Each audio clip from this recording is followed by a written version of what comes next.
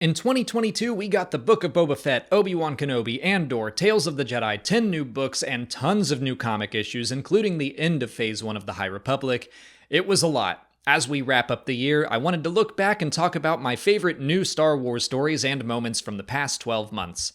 Starting with live action, just all of Andor. It's a series that grew on me more and more with every episode. Every arc was better than the last. I don't think a day has gone by since the episodes aired that I haven't thought about One Way Out or Rick's Road. Incredible writing, incredible filmmaking, incredible storytelling. I love Andor.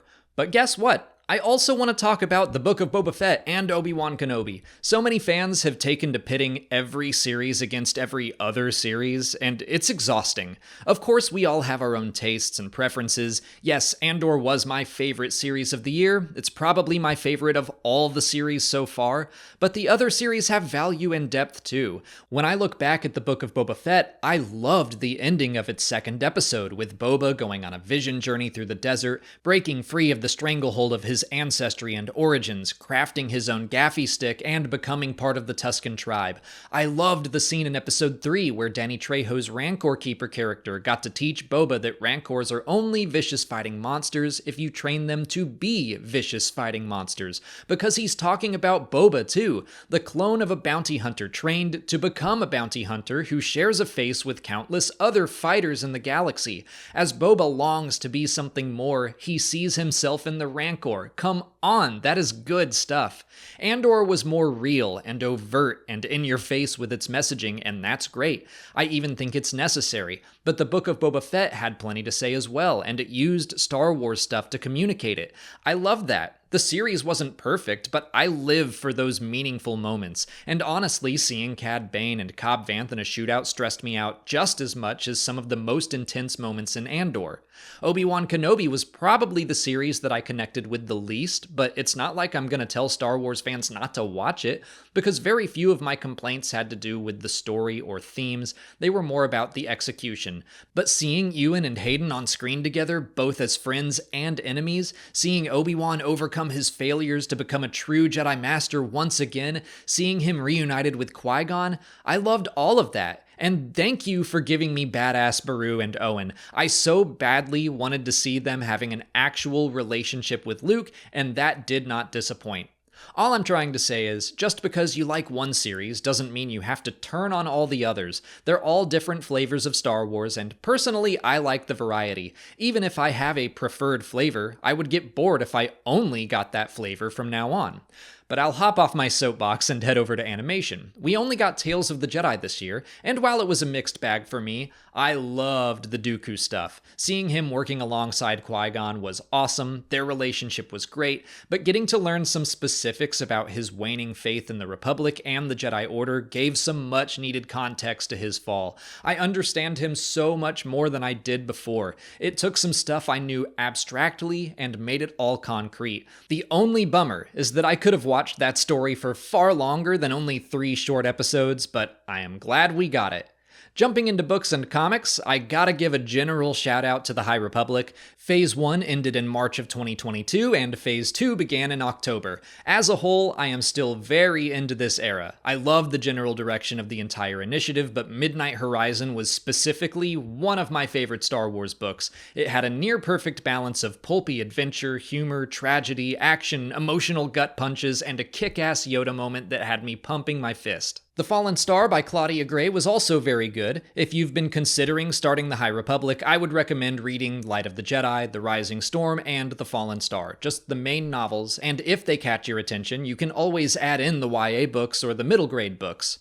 Or the comics. I don't consider myself a huge comic fan. I basically just read Star Wars comics and nothing else, but Cavan Scott's main High Republic series run has been wonderful. The characters are well written, Ario Anandito's art is fantastic, it's been one of the best ongoing Star Wars series I've had the pleasure of reading.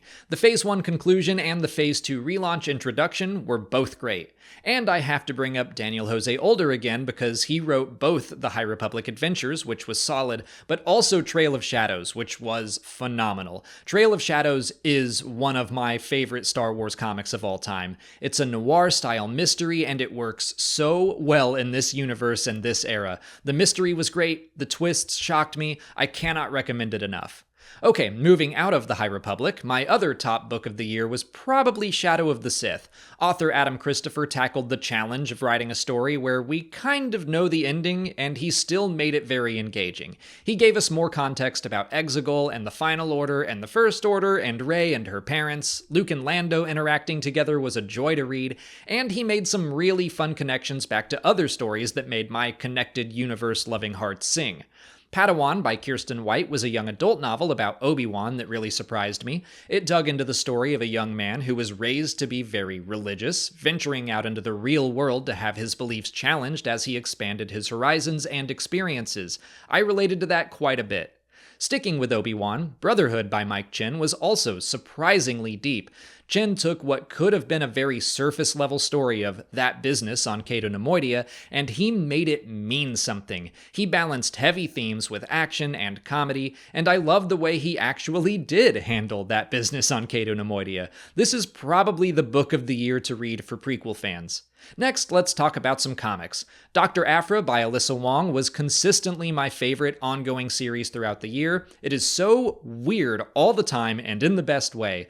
Learning about this dark side cult called the Ascendant that rivaled the ancient Sith was cool on its own.